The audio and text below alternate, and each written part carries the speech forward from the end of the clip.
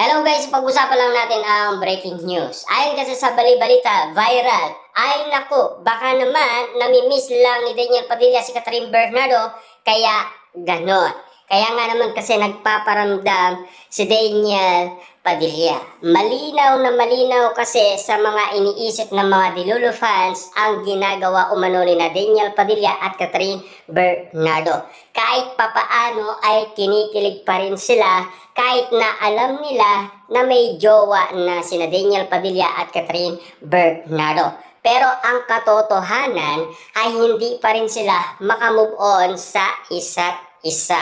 Sa katunayan niyan, Daniel Padilla at Catherine Bernardo na ang pinag-uusapan ngayon na umiinit sa social media nang dahil sa pasabog ng ABS-CBN, nang dahil sa bagong movie ng Katniel. Simula nga naman kasing nagpasabog na ang ABS-CBN at lalong-lalo na kumilos si Direk Cathy para kausapin ang dalawa. Ika nga kasi ng mga kumakalat sa social media, si Catherine Bernardo ay hindi na papayag muli kasi may jowa na daw siyang Mayor Mark Alcala.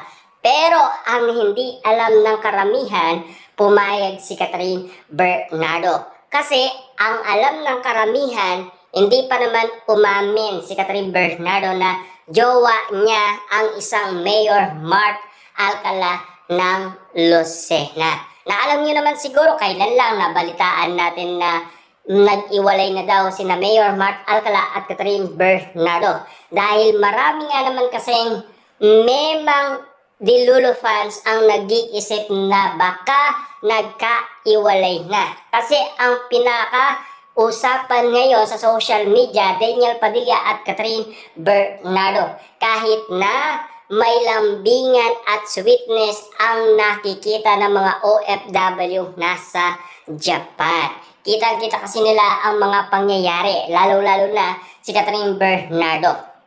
Nakikita niya at nasashock siya sa bali-balitang ginagawa umano ni Kyla Estrada at Daniel Padilla sa isa't isa. Pero ang tingin naman ni Catherine Bernardo, alam niyo naman siguro yun.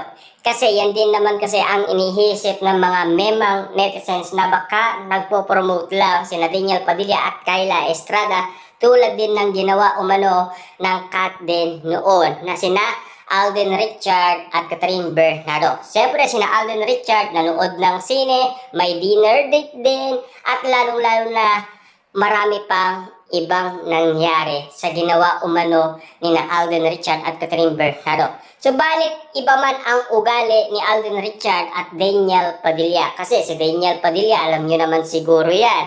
Kilala nyo na, iba kasi si Alden.